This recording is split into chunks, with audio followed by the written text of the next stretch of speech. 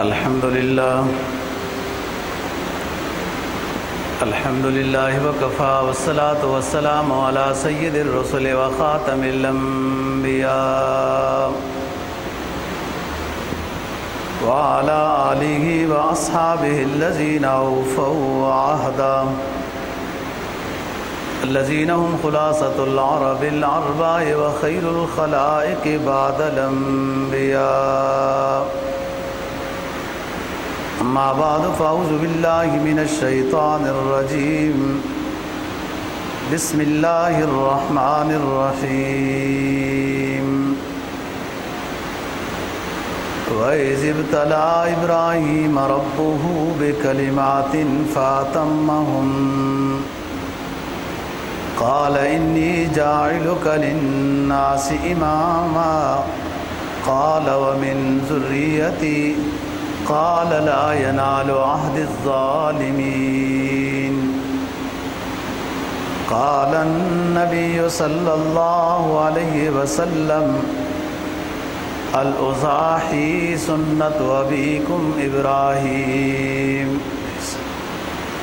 صدق الله العظيم وصدق رسوله النبي الأمي الكريم ونحن على ذلك لمن الشاهدين والشاكرين والحمد لله رب العالمین.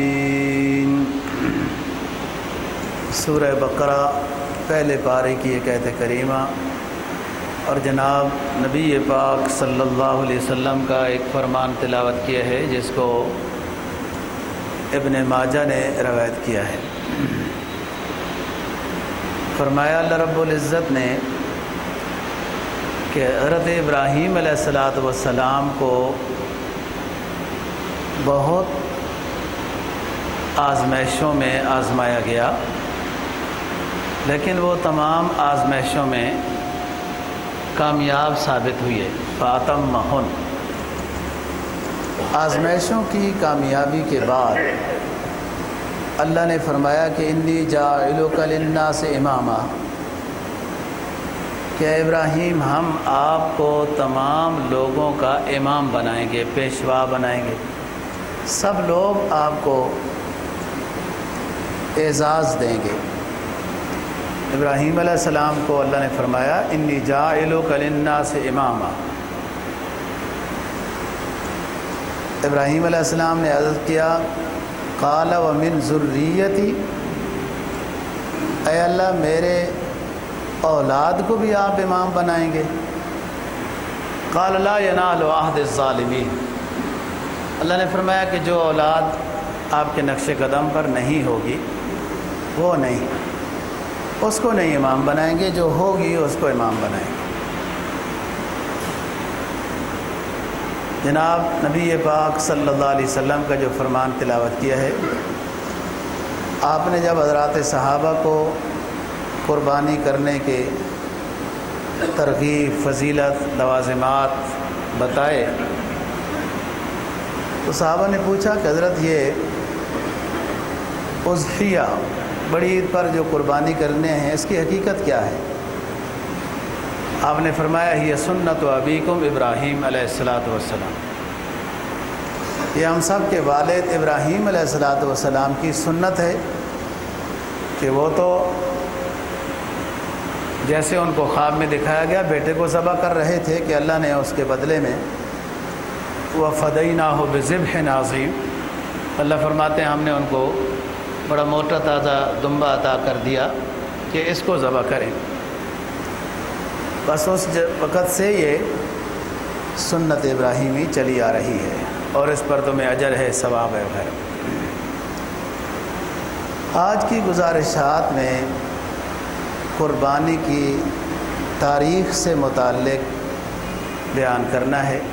انشاءاللہ اگلے جمعے کو قربانی کس پر واجب ہوتی ہے، کس پر نہیں، وہ بات کریں گے، اور پھر کیسے اس کی شرائط ہیں، عیب نہیں ہونا چاہیے، ذبح کیسے کرنی چاہیے، نیت کیا ہو. عید سے پہلے 3 جمعے ہیں. آج کی گزارشات قربانی کی تاریخ سے متعلق ہیں.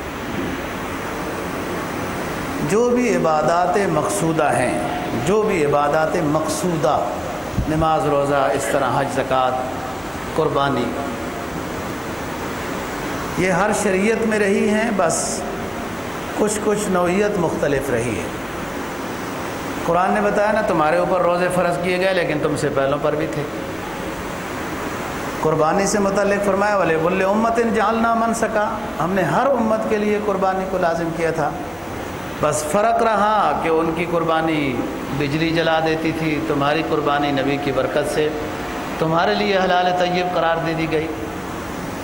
ایسی نمازوں کی بات بھی وغیرہ، حج سے متعلق بھی کچھ تھوڑے بہت مسائل کے لحاظ سے فرق رہا، لیکن عبادات مقصودہ تمام شریعتوں میں رہی ہے۔ رہی بات بیت اللہ شریف کی، تو وہ سب سے پہلی عمارت ہے دنیا کی، جس کو قرآن نے کہا اِنَّ أَوَّلَ بَيْتٍ وُضِعَ لِلنَّاسِ لَلَّذِي بِبَكَّةَ مُبَارَكًا وَهُدًى لِلْعَالَمِينَ، پہلا گھر ہے دنیا میں جو بنایا گیا ہے اور وہ اللہ کا گھر ہے۔ حج بیت اللہ شریف سے ہی متعلق رہا ہے۔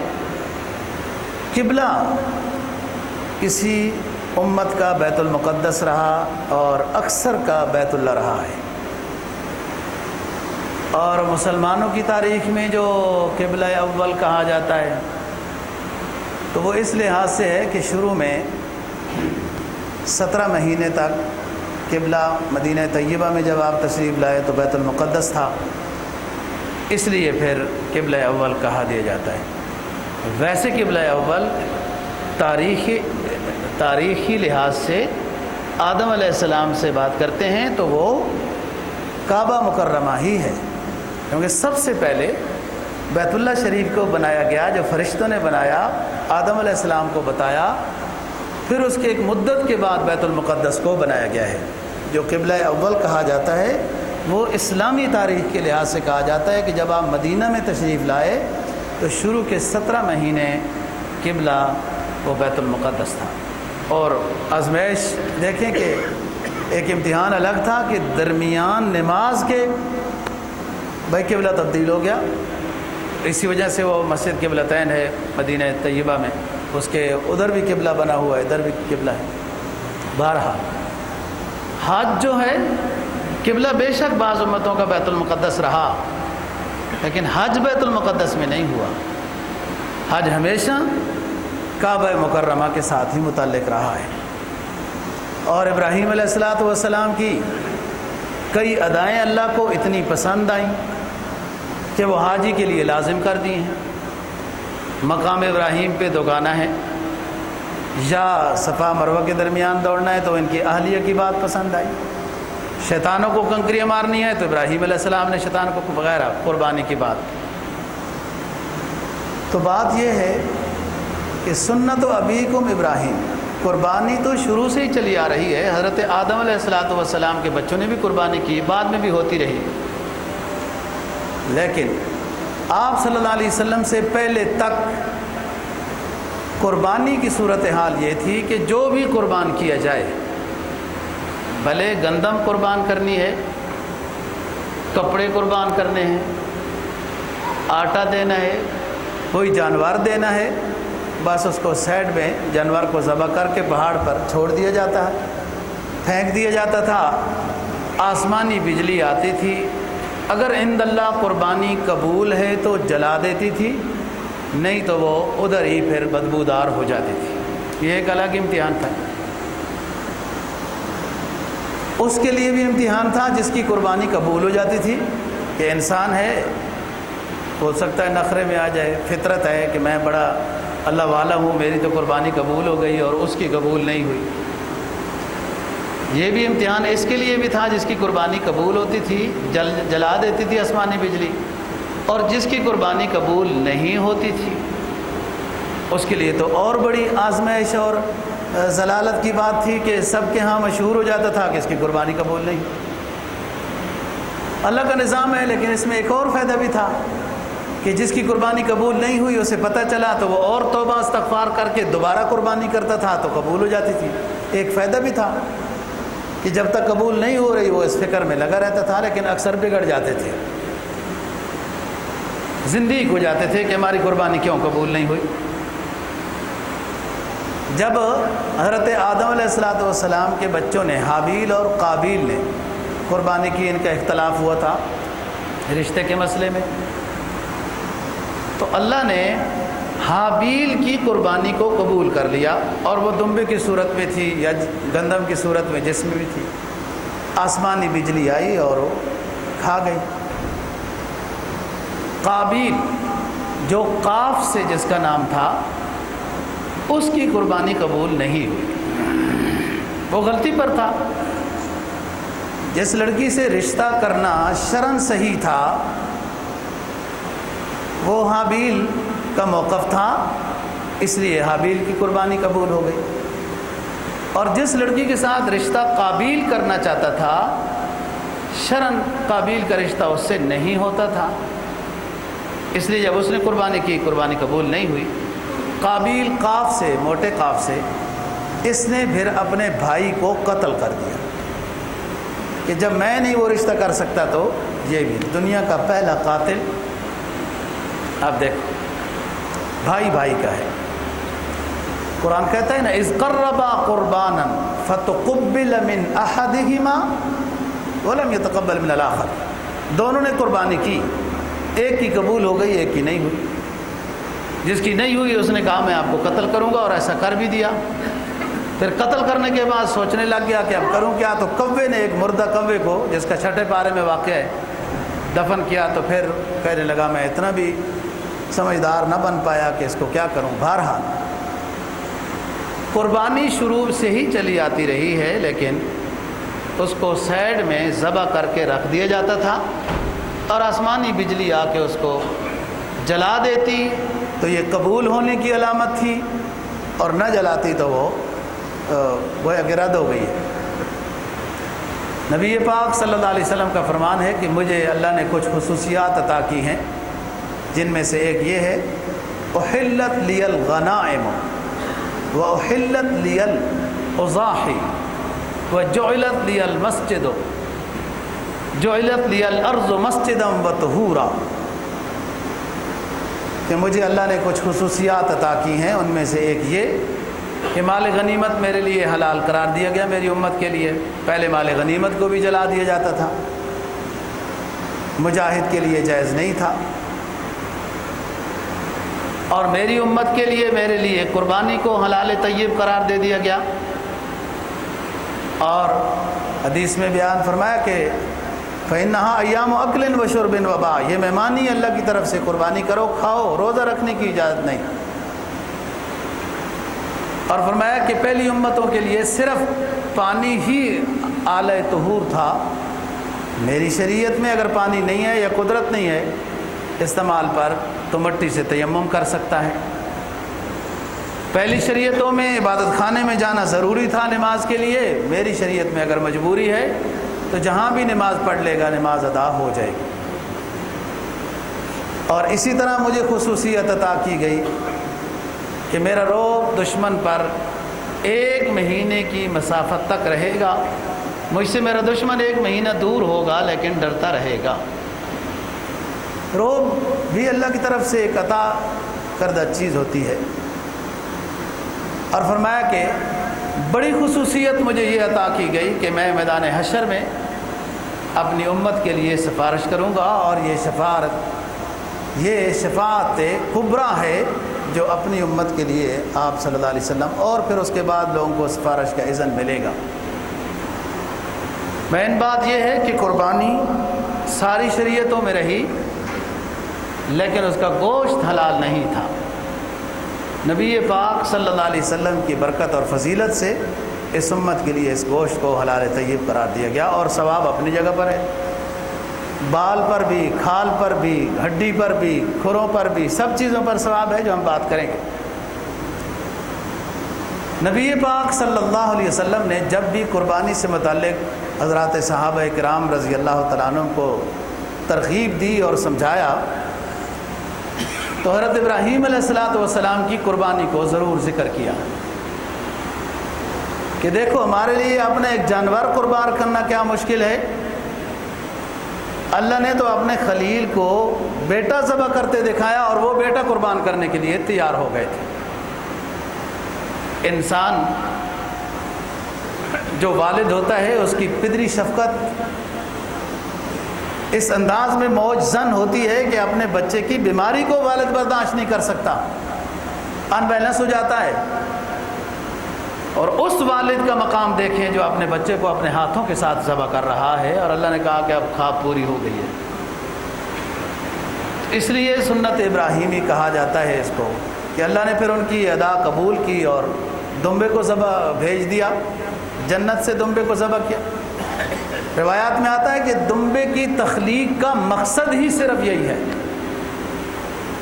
دمبے کی تخلیق کا مقصد ہی صرف گوشت ہے، اس لیے وہ عاجز بھی بہت ہوتا ہے۔ آپ ذبح کریں دیکھ لیں، باقی اور جانوروں کو کچھ مقصد اور بھی ہے، اور ذبح کے لیے بھی شریعت نے حلال قرار دیا ہے، لیکن اس کا مقصد ہی صرف یہی ہے کہ یہ گوشت کے لیے اللہ نے اس کو پیدا کیا ہے۔ اور تعداد بھی آپ دیکھ لیں کس حد تک ہوتی ہے اس کی۔ حضرت ابراہیم علیہ السلام اللہ کے خلیل ہیں، اور ان کی زندگی کو قرآن مجید نے بیان کیا ہے، اور ہر پہلو کو بیان کیا ہے کہ ہم نے مختلف طرح آزمایا۔ سب سے بڑی آزمائش انسان کے لیے انسان کا اپنا گھر ہوتا ہے۔ جب گھر ہی ناموافق ہو تو آگے کیسے چلے گا؟ اب جب اللہ نے ان کو اپنا پیغمبر بنایا تو والد صاحب ان کے وہ بت بناتے ہیں، نمرود کے منظور نظر ہیں بادشاہ کے، یعنی دو باتیں ہیں، ایک تو خود وہ بت بناتے ہیں اور دوسرے بادشاہ کے قریبی بھی ہیں۔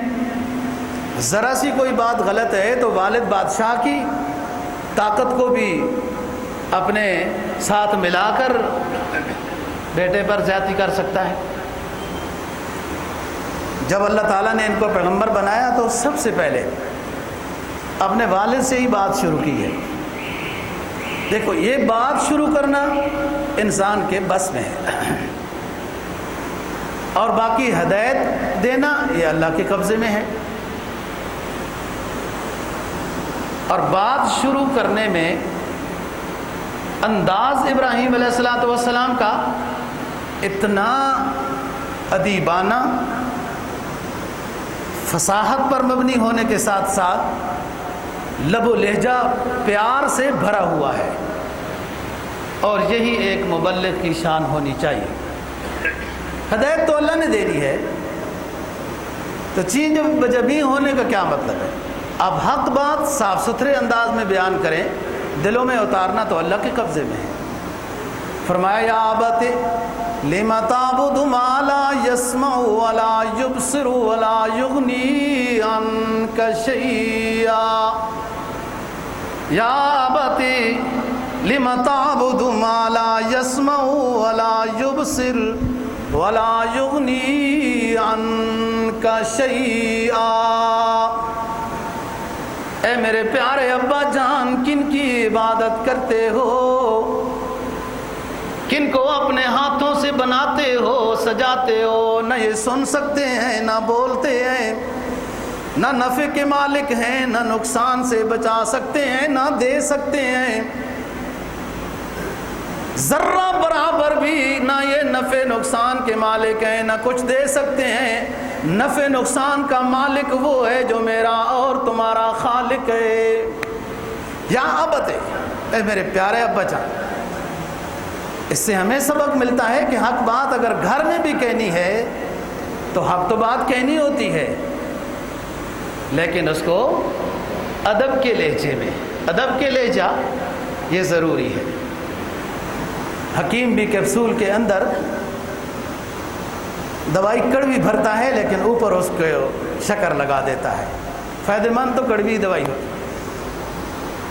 بڑا زمانہ پہلے میں ایک مجذوب سے ملا، بہت اللہ والے اور بڑے مشہور ہیں، آج کل وہ بہت زیادہ بیمار ہیں، اللہ ان کو صحت و شفا عطا فرمائے۔ اس زمانے میں بھی وہ ایک زمانے تک جنگلوں میں رہے اور وغیرہ وغیرہ، بس وہ صاحب کشف اور اس طرح کے آدمی ہیں۔ میرے ساتھ چند علماء اور بھی تھے، کچھ OGDC کے ساتھی بھی تھے۔ وہ مجھے یوں دیکھتا رہا، کسی کو اور دیکھا بھی نہیں۔ مجھے دیکھتا رہا، باتیں ہوتی رہیں۔ ایک دو باتیں اس نے بہت علمی کی ہیں نبی پاک صلی اللہ علیہ وسلم کی وفات سے متعلق، کبھی کریں گے انشاءاللہ۔ لوگ سارے حیران ہیں کہ یہ صرف اس مولوی صاحب کو دیکھتا ہے۔ آخر میں مجھے کہتا ہے اللہ نے آپ کو دین کی خدمت کی اچھی جگہ عطا کی ہے، لیکن حق کو کیپسول کے اندر داخل کر کے ادا کرنا ہے۔ اللہ نے آپ کو دین کی خدمت کی اچھی جگہ عطا کی ہے۔ بہت سمجھدار لوگ آپ کے بات کو سنتے ہیں، لیکن کڑوی بات کو شوگر کی کوٹنگ کے ساتھ بیان کرنا یہ پیغمبرانہ سنت ہے۔ اب دیکھو یہاں پر ابراہیم علیہ السلام نے کیسی بات کی، اور آگے والد کیا کہتے ہیں؟ قال راغب عنك عن آلهتي یا ابراہیم، قال راغب عن آلهتي یا ابراہیم لئن لم تنتهِ لأرجمنك واهجرني مليا۔ بیٹا بھی نہیں کہا والد نے، ادھر بیٹا بات کرتا ہے، کہتا ہے میرے پیارے ابا جان۔ والد مقابلے میں کہتا ہے او ابراہیم، مجھے میرے معبودوں سے ہٹانا چاہتے ہو، رک جاؤ، ان باتیں کرنے سے رک جاؤ، ورنہ میں تمہیں ضرور بضرور پتھروں سے سنسار کر دوں گا۔ ظاہر ہے جس کے ظرف میں جو ہوتا ہے وہ وہی بار آتا ہے، اور ادھر پیغمبر ہے اس کے ظرف میں جو ہے کوئی ابراہیم علیہ السلام آگے سے مشتعل نہیں ہوئے اور یوں نہیں ہوا جیسے بعض خطیب مشتعل بھی ہو جاتے ہیں، نہیں، قال ساستغفرک، انشاءاللہ ہم دعا کریں گے۔ اشتعال اسلام میں نہیں ہے، لیکن بخل بھی، بزدلی بھی نہیں ہے۔ ان دونوں کو لیول میں لے کے چلنا ہے۔ جیسے تکبر کی بھی اجازت نہیں، لیکن خودی کی اجازت ہے۔ بظاہر دونوں یکساں نظر آتے ہیں، خودی اور تکبر بظاہر دونوں یکساں نظر آتے ہیں، لیکن دونوں کے لین الگ الگ ہے۔ خودی مطلوب ہے، تکبر تو مذموم ہے، اور اشتعال یہ مذموم ہے، اسلامی رحمانی راستہ نہیں ہے۔ لیکن حق بات ضروری ہے کہ حق کو چھپانا مداہنت فی الدین ہے، اور وہ بخل ہے، بزدلی ہے۔ بزدلی بھی اسلام میں نہیں، لیکن اشتعال بھی اسلام میں نہیں ہے۔ یہ دونوں کو لے کے چلنا ہے۔ کیسا صراط مستقیم ہوتا ہے؟ کسی اللہ والے کے جوتے سیدھے کرنے سے صراط مستقیم پھر ملتا ہے۔ یہ کس کو کب استعمال؟ علامہ رومی نے اس کو بڑے پیارے انداز میں حل کیا ہے۔ فرمایا ایک دریا ہوتا ہے، 10 قدم ایک بندہ اندر داخل ہوا، اور ایک بندہ دریا کو پار کر کے نکل رہا ہے، 10 قدم اس کے رہ گئے ہیں۔ بادی نظر دیکھنے والا شخص ان دونوں کو ایک ہی طرح سمجھتا ہے۔ جو 10 قدم داخل ہوا اور ایک کے 10 قدم رہ گئے دریا کو پار کرنے میں، دیکھنے والا تو یہ سمجھتا ہے دونوں 10 قدم اندر ہی تو ہیں دریا کے، لیکن ایک منزل کو پا چکا ہے، ایک ابھی مبتدی ہے۔ بظاہر دونوں ایک طرح نظر آتے ہیں۔ خودی اور تکبر بظاہر دونوں ایک طرح نظر آتے ہیں، لیکن تکبر تو مذموم ہے، اور خودداری تو اسلام کو پسند ہے۔ خودداری تو اتنی اونچی چیز ہے کہ بھوک کے ساتھ اپنے جگر کو گھول کر پی جانا خودی ہوتی ہے۔ یہ اللہ کو اتنی پسند ہے۔ من التعفف جس کو قرآن کہتا ہے 3 پارے میں، من التعفف، پتہ بھی نہیں چلنے دیتا ایک بندہ اپنے حالات کا۔ وہ کہتا ہے میرا رب رازق ہے، وہ جانتا ہے سب کچھ۔ اس مقام پہ پہنچنا ہے نا پھر۔ اب والد کہتا ہے ہم آپ کو تو مار دیں گے، اور یہ پہنچ گئے، اب اللہ کا حکم ہو گیا، ہجرت کر کے صرف بیوی موافق ہے۔ شام پہنچ گئے حضرت ابراہیم علیہ السلام، رہنے لگ گئے۔ ایک اور آزمائش میں مبتلا ہوئے، بادشاہ ہار گیا، اللہ کا پیغمبر جیت گیا۔ ایمان والا تو ہوتا ہی، وہ تو اس وقت اس کی تو ہر وقت جیت ہی ہوتی ہے۔ سمجھنے کی فرق ہے، ہمیں تو جیت یہی سمجھ آتی ہے کہ جیب میں پیسہ صحیح ہونا چاہیے یا گھر بار صحیح ہونا چاہیے، ہمیں تو یہی جیت سمجھ آتی ہے۔ لیکن مومن کی ہار ہوتی ہی نہیں ہے، وہ ہر حال میں جیت میں ہوتا ہے۔ حدیث کیا کہتی ہے؟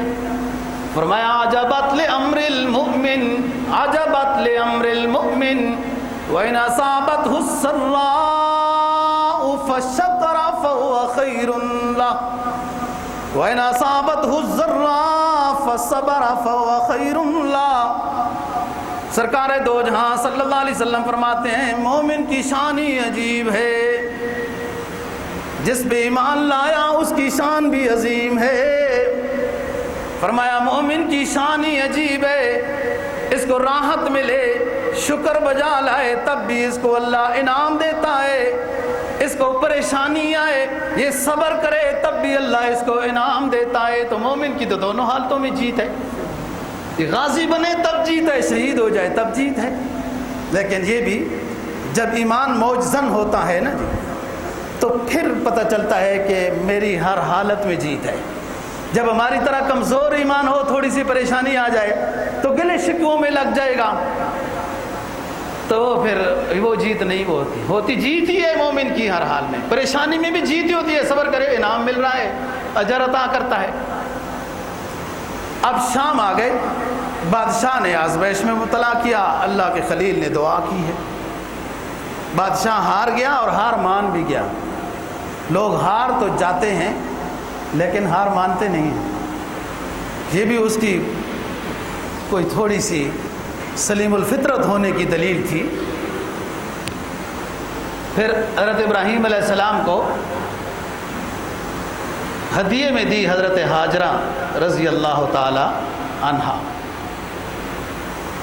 بعض نے کہا کہ آپ کی اہلیہ حضرت سارہ رضی اللہ تعالی عنہا کو ہدیے میں دیا ہاجرہ کو بادشاہ نے۔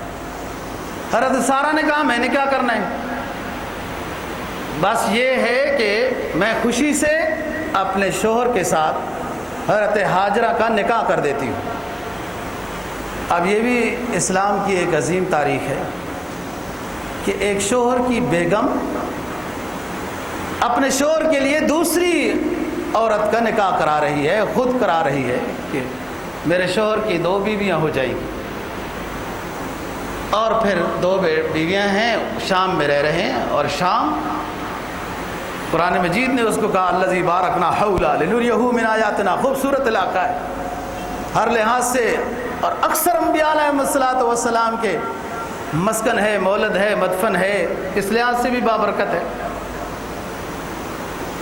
80-84 سال کی عمر میں دعا مانگنا شروع کی کہ اللہ بیٹا عطا کر، اور اللہ نے بیٹا دے دیا۔ دیکھو اب یہاں سے ہمیں سبق ملتا ہے کہ جب بھی مانگنا ہے بیٹا تو اللہ سے مانگنا ہے، اولاد دینے والا اللہ ہے، اللہ کے پیغمبر سب سے اونچی ہستیاں ہیں اور ان سے اونچا پھر اللہ پاک ہے۔ جب اللہ کے پیغمبر کو اولاد چاہیے تو اللہ سے مانگ رہا ہے، فرمایا رب ہب لی من الصالحین، اے میرے رب بیٹا عطا کر، لیکن نیک فرما بدار صالح بیٹا عطا کر، جو دنیا میں بھی میری آنکھوں کی ٹھنڈک بنے، دنیا سے پردہ کر جاؤں تو پیچھے میرے لیے دعائے مغفرت کرتا رہے۔ یہ رب حبلی من الصالحین ہے۔ اللہ نے 84 سال کی عمر میں اپنے خلیل کی یہ دعا رد نہیں کی۔ اسباب ہمارے لیے ہیں دوستو، اللہ کسی سبب کا محتاج نہیں ہے، وہ اولاد دینے پہ آئے تو 84 سال اور 90 سال کے بوڑھے کو بھی دے دیتا ہے، اور نہ دینے پہ آئے تو 30 اور 25 سال کے نوجوان کو نہیں دیتا۔ اسباب کے ساتھ سفر کرنے والی کائنات ہوتی ہے، مخلوق ہوتی ہے، یہ اسباب کے محتاج ہوتے ہیں، کائنات کا خالق وہ سبب کا محتاج نہیں ہوتا۔ اللہ کے خلیل کی دعا قبول کی، نقد وہی بھیجی، اے میرے خلیل دعا مانگیے، مایوس نہیں کروں گا اپنے خلیل کو۔ فرمایا فبشرناہ بغلام حلیم، فبشرناہ بغلام حلیم، بیٹا بھی دوں گا صالح بھی دوں گا، پیغمبر بھی بناؤں گا، لیکن اس میں حلم اور بردباری کا اعلیٰ مقام بھی ہوگا، ایک نئی صفت کے ساتھ عطا کروں گا۔ بیٹا ہو گیا، ابھی تو چند دن ہی گزرے تھے، اسی خوشی میں بات ہو رہی تھی کہ اللہ نے حکم دے دیا کہ میرے خلیل سارہ کو ادھر ہی چھوڑیے، ہاجرہ اور اس کے نومولود اسماعیل علیہ السلام کو لیجئے اور خطہ حجاز میں چھوڑ آئے، فرشتہ نگرانی کرے گا، رہبری کرے گا۔ اب دیکھیں بیٹا مل بھی 84-86 سال کی عمر میں ہے، چند دن کا ہے، یہ اور امتحان ہے۔ ایک پہلے امتحان دے چکے ہیں کہ والدین کو چھوڑا ہے، بعض نے کہا صرف والد کو چھوڑا ہے، یہ بھی بڑا امتحان ہے، اپنے علاقے کو چھوڑا ہے، اور پھر آگ میں ڈالے گئے، اللہ نے آگ کو گلزار بنایا، اور توکل کتنا تھا، جب آگ میں نمرود نے ڈالا تو فرشتے آئے بچانے کے لیے، کہا اپنی مرضی سے آئے ہو یا میرے رب نے بھیجا ہے؟ کہا اپنی مرضی سے آئے ہیں، یہ آگ شعلے مار رہی تھی آسمان، کہا پھر واپس چلے جاؤ، جس کے نام پہ مجھے آگ میں ڈالا گیا وہ دیکھ رہا ہے۔ جب اتنا بڑا ایمان تھا، اتنا بڑا ایمان تھا، تو پھر آگ کو وہی آ گئی، فرمایا قُلْنَا يَا نَارُ كُونِي بَرْدًا وَسَلَامًا عَلَىٰ إِبْرَاهِيمَ، اے آگ جو میرے امر سے چلتی ہے، میرے خلیل کا اتنا میرے اوپر توکل اور بھروسہ ہے، اب میرا آرڈر یہ ہے ٹھنڈی ہو جا، لیکن اتنی ٹھنڈی بھی نہ ہونا کہ میرے خلیل کو تکلیف ہونے لگے، موسم بہار گلزار بن جا۔ ایمان کے ساتھ یہ سارے سودے ہو رہے ہیں۔ بہرحال دشمن مایوس ہو جاتا ہے، مومن مایوس نہیں ہوتا۔ دشمن نہ کو کام ہو گیا، آگ ختم، ابراہیم علیہ السلام باہر۔ وہ ایک بڑا امتحان تھا، لیکن یہ امتحان آپ خود سوچیں کہ ایک بیگم کو ادھر چھوڑا جا رہا ہے پردیس میں، اور دوسری بیگم اور اس کے ساتھ چھوٹے بچے کو لیا جا رہا ہے کہ چلو جی، اور لمبا سفر ہے، 1 مہینے کا سفر، ملک شام سے بیت اللہ شریف کا سفر، اور ابھی بیت اللہ منہدم ہو چکا تھا، نظر نہیں آ رہا تھا، مرور دور میں اس کے نشانات ختم ہو چکے تھے۔ چلتے رہے، سفر ہوتا رہا۔ ایک عارف کہتا ہے نا، چلا جا رہا تھا قافلہ جو مشتمل تھا 3 جانوں پر، معزز جن کو ہونا تھا زمینوں آسمانوں پر، چلا جا رہا تھا تپتے ہوئے صحرا کے سینے پر، جہاں انسان ترجیح دیتا ہے موت کو جینے پر، اللہ کا خلیل جا رہا ہے، سواری پر ایک اہلیہ سوار ہے اور ایک نومولود ہے جو اللہ نے نور نظر 86 سال کی عمر میں عطا کیا ہے، دعا 84 میں مانگی جاتی ہے۔ ایک وادی آتی ہے، صحرا ہے، لک دک ہے، ریگستان ہے، گرم تپتا ہوا ریگستان ہے، وہی آتی ہے میرے خلیل اپنی اہلیہ اور نومولود کو اس وادی میں چھوڑ دیجئے اور واپس چلے جائیے۔ انہیں چھوڑا، سواری اپنی لی اور چل دیے۔ آج تاریخ اس کو شار ابراہیم خلیل کہتی ہے، مکہ مسفلہ میں شار ابراہیم خلیل کہتی ہے، اس راستے سے چل پڑے۔ حضرت ہاجرہ رضی اللہ تعالی عنہا نے آواز دی، اے اللہ کے خلیل، ہمیں یہاں کیوں بے سہارا چھوڑ کر جا رہے ہو؟ کوئی آواز نہیں دی، اللہ کے خلیل نے کوئی جواب نہیں دیا۔ پھر حضرت ہاجرہ نے آواز دی، اے اللہ کے خلیل، کیا ہمیں آپ اپنے رب کے حکم سے یہاں چھوڑے جا رہے ہو؟ حکم کی اتباع دیکھیے، اللہ کے خلیل نے مڑ کر نہیں دیکھا کہیں اللہ کے حکم کی اتباع میں کمی نہ رہ جائے۔ ہاتھ بلند کیا، شہادت کی انگلی اوپر اٹھائی، اور اللہ کے خلیل کی اہلیہ سمجھ گئی کہ اللہ کا خلیل ہمیں اپنے رب کے اذن سے یہاں چھوڑ کر جا رہا ہے۔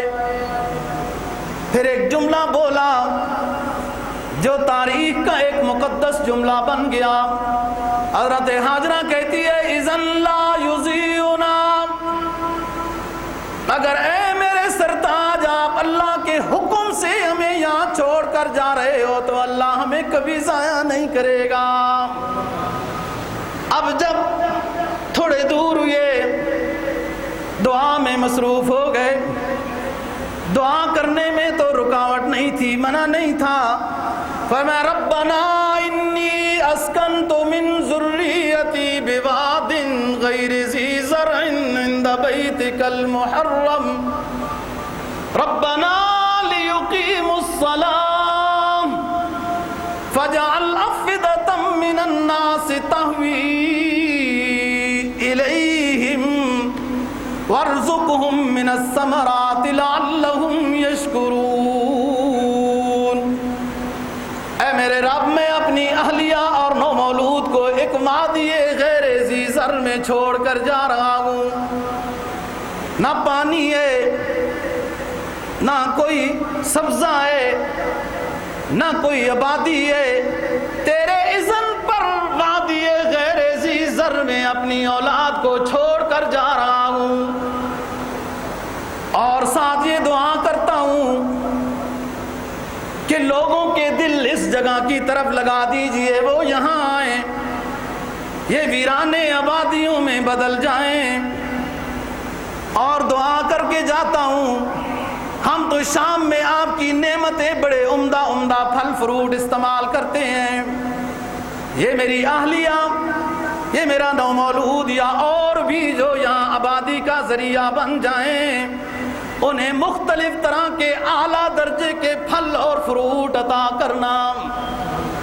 فطرت کہتی ہے او درویش کس جنگل میں، کس صحرا میں کھڑا ہوا ہے جہاں پانی نہیں، چشمے نہیں، نہریں نہیں، باغات نہیں، سبزے نہیں، آبادیاں نہیں۔ فطرت کہتی ہے او درویش اللہ کے خلیل کہاں کھڑا ہوا ہے، کیا مانگ رہا ہے کہ پھل ملنے چاہیے، فروٹ ملنے چاہیے، کیسے ملیں گے؟ لیکن آواز آتی ہے دوستو سوچو، کون مانگ رہا ہے، کس سے مانگ رہا ہے جس کے لیے نہر ہونا؟ کون مانگ رہا ہے؟ اللہ کا خلیل ہے۔ اللہ اپنے پیغمبر کی دعا رد نہیں کرتا، اور اللہ کا خلیل یہ سوچو کہ کس سے مانگ رہا ہے۔ ہمارے لیے باغات، سبزیاں، ٹیوبل، پانی یہ سبب ہونا چاہیے تب پھل ملیں گے، لیکن جس سے مانگا جا رہا ہے وہ سبب کا محتاج نہیں ہے۔ ہر طرح کے اعلیٰ درجے کے پھل اور فروٹ 12 مہینوں میں مکہ اور مدینہ میں ملتے ہیں۔ فجعل افئدۃ من الناس تہوی الیہم، پھل بھی دیکھ لو اب بھی کیسے پھل، دنیا کہتی ہے کہ مکہ کتنا گرم ہے اور یوں ہے اور یوں ہے، آپ دیکھتے رہنا جب سفر کرو مسفلہ سے گزرتے ہوئے، وہ کیلے اس طرح لٹک رہے ہوتے ہیں کہ جیسے ابھی تازہ لٹکائے گئے ہیں، اور بے شک چند دن لٹکتے رہیں وہ خراب نہیں ہوتے۔ مکہ مکرمہ کا آکسیجن، پھر ہم کبھی بات کریں گے طب پر، پوری دنیا میں سب سے زیادہ صحت کے لحاظ سے مکہ مکرمہ کی آب و ہوا ہے۔ پانی تو ہے ہی جنت کا، وہاں آکسیجن بھی بہت اعلیٰ ہے۔ وہ درد مرد لوگ کہتے ہیں نا یہ ٹھیک ہو گئے، بے شک ہمارا ایمان ہے آب زمزم، لیکن وہاں کا جو اللہ نے موسم عطا کیا ہے وہ آکسیجن، وہ بھی دردوں کو ٹھیک کر دیتا ہے۔ بہرحال اللہ کا خلیل چھوڑ کے آ گئے، اب وہ کبھی کبھی جاتے دیکھتے اللہ کے اذن سے۔ اب بچہ جو اصل موضوع سے متعلق بات ہے کہ اس کو کیوں کہا گیا سنت و ابیکم ابراہیم، یہ قربانی تمہارے والد ہمارے والد ابراہیم علیہ السلام کی سنت ہے۔ تاریخ لکھتی ہے ابراہیم علیہ السلام کا بچہ حضرت اسماعیل علیہ السلام 9 سال کا ہوا، اور 9 سال کا بچہ ہی بڑا دل ربا ہوتا ہے، بعض دفعہ باتیں بھی بڑی سمجھداری کی کرتا ہے، اور اتنی چاہتوں کے بعد بھی جب ملے تو زیادہ پیار ہوتا ہے۔ اللہ تعالیٰ نے ابراہیم علیہ السلام کو خواب دکھائی کہ میں اپنے بیٹے کو ذبح کر رہا ہوں۔ پہنچ گئے حجاز میں، اور بیٹے سے کہا، 9 سال والا بچہ کیا کہہ سکتا ہے، آپ خود سوچیں۔ اس نے کہا ابا جی انشاءاللہ آپ مجھے صابر پائیں گے، جو حکم ہے وہ کر دیجئے۔ یہ نہیں کہا کہ میں پیغمبر کا بیٹا ہوں میں تو ثابت ہی قدم رہوں گا، نہیں، انشاءاللہ۔ انسان اپنے آپ کو عاجز سمجھے، میرے رب نے چاہا تو میں صابر ہوں گا، آپ ذبح کر دیجئے۔ ادھر شیطان پہنچ گیا حضرت ہاجرہ کے پاس کہ وہ بیٹے کو ذبح کرنے جا رہے ہیں۔ کہا کو والد اپنے بیٹے کو ذبح کرتا ہے؟ ہاجرہ نے جواب دیا تو وہ کہنے لگا نہیں، آپ کے شوہر کہتے ہیں کہ اللہ نے مجھے حکم دیا ہے بیٹا ذبح کرنے کا۔ تو ہاجرہ بھی ظاہر ہے کہ پیغمبر کے پرورش میں ہے، کہتی ہے جب اللہ نے حکم دیا ہے تو ضرور قربان کرنا چاہیے۔ وہاں سے مایوس ہوا۔ جمرہ عقبہ، اب یہاں یعنی آپ دیکھیں شیطان کو یہ تو پتہ ہونا چاہیے کہ میں حملہ کر رہا ہوں پیغمبر کے گھر پر، پھر بھی اس کی جو عادت ہے وہ کر رہا ہے، یعنی اسے اندازہ ہونا چاہیے نا، چلو ہمارے جیسے کوئی بھولے بالے مومن ہو شیطان کی زد میں آ جائیں گے۔ اللہ کے جو قوی ایمان والے ہوتے ہیں، قرآن خود کہتا ہے انہ لیس لہ سلطان علی الذین آمنوا وعلی ربہم یتوکلون۔ ایمان والوں پر شیطان کا بس، ایمان والوں پر شیطان کا بس نہیں چلتا، اور یہاں اللہ کے خلیل پر کیسے چلے گا، اسے اندازہ ہونا چاہیے۔ لیکن دیکھو وہ اپنی محنت کر رہا ہے۔ یہاں سے ہمیں ایک سبق لینا ہے کہ انسان کو، ہم تو ایمان والے ہیں، اللہ رسول پر ہمارا ایمان ہے، کبھی بھی اللہ سے مانگنے میں اپنے آپ کو مضطرب نہیں پانا چاہیے کہ پتہ نہیں ملے گا یا نہیں پتہ نہیں ملے گا۔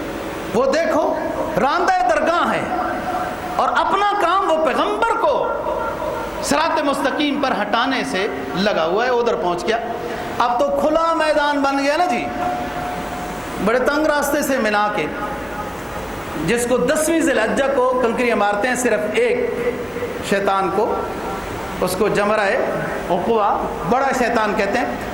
وہ مکہ سے جب مکہ مکرمہ سے جب آئیں تو وہ پہلے آتا ہے، ادھر آ کے ایک بڑا جثہ بن کے بیٹھ گیا، جانور، راستہ بند۔ اللہ کا خلیل کا رہبر ہے فرشتہ، اللہ تعالیٰ نے فرشتے کو بتایا کہ خلیل سے یہ کہیں 7 کنکریاں اللہ اکبر کہہ کے ماریں تو یہ جانور بھاگ جائے گا۔ وہ بھاگ گیا، آگے جا کے پھر رکاوٹ بنا، آگے جا کے پھر رکاوٹ بنا، اور یہی سلسلہ چلتا رہا 7 کنکریاں مارنے کا، 7 کنکریاں مارنے کا، اور وہ جاتا رہا۔ 7 کنکریوں سے شیطان بھاگ گیا، اور قیامت تک کے لیے یہ واجب قرار دے دیا گیا حاجی صاحبان کے لیے 3 دن، جو 1 دن بڑے کو، 2 دن 3 شیطانوں کو 7 کنکریاں مارنا۔ اور فضیلت بیان یہ ہوئی حدیث میں کہ ہر ایک کنکری کے بدلے میں ایک گناہ کبیرہ معاف ہو، شیطان مرے یا نہ مرے۔ لوگ تو شیطان کو مارنے کے چکر میں بڑے بڑے جوتے، بڑے بڑے پتھر مارتے ہیں، اس کو زندہ رہنے دو، وہ رہے گا زندہ قیامت تک، سب سے آخر میں اس کی موت آئے گی، وہ زندہ رہے گا، آپ مارتے رہو گے، آپ کا فائدہ ہوتا رہے گا۔ اس کو مار جاؤ گے تو پھر کنکریاں، ایک ایک کنکری مارنے پر ایک ایک گناہ کبیرہ معاف ہوتا ہے، اور مومن کے تو گناہ کبیرہ ہوتے ہی نہیں۔ وہاں پہنچ گئے ذبح خانے میں، اب بھی وہاں ایک فرش سا بنا ہوا ہے، لٹایا، بیٹے نے مشورہ دیا یوں رکھ دیں یوں کر دیں۔ اب دیکھیں کس عمر ہے، وہ مشورہ کیا ہے، ذبح کرتے ہیں، ذبح نہیں ہوتا۔ وَفَدَيْنَاهُ بِذِبْحٍ عَظِيمٍ، اللہ نے دمبا بھیج دیا کہ قد صدقت الرؤیا، آپ نے خواب کی جو دیکھا تھا وہ پورا کر دیا ہے۔ ذبح کر رہے تھے، یہی دیکھا تھا، آپ ذبح کر لیے، ذبح شدہ نہیں دیکھا تھا، وہ ہو گیا۔ اب اس کے بعد سے لے کر قربانی دمبے اور جانور کی قرار ہو گئی، لیکن ابراہیم علیہ السلام کے زمانے میں بھی آسمانی بجلی آ کے جلاتی تھی۔ نبی پاک صلی اللہ علیہ وسلم کی فضیلت یہ ہے کہ اس امت کے لیے حلال طیب قرار دیا گیا۔ سبق کی بات یہ ہے کہ اللہ کا نیک بندہ تو اپنی جان اور اپنی اولاد کو بھی قربان کرنے کے لیے اللہ کے راستے میں تیار ہوتا ہے، اور لوگ کرتے ہیں۔ اور عام ایمان والے کے لیے ذرا تردد نہیں ہونا چاہیے، جب قربانی واجب ہے تو اللہ کے نام پہ قربانی دینی ہے، ہم انشاءاللہ قربانی واجب کی بات اگلے جمعے کو کریں گے۔ ابراہیم علیہ السلام آتے ہیں سفر کر کے شام سے، فلما بلغ معه السعي قال يا بني اني ارى في المنام اني اذبحك فانظر ماذا ترى قال يا ابت افعل ما تؤمر ستجدني ان شاء الله من الصابرين۔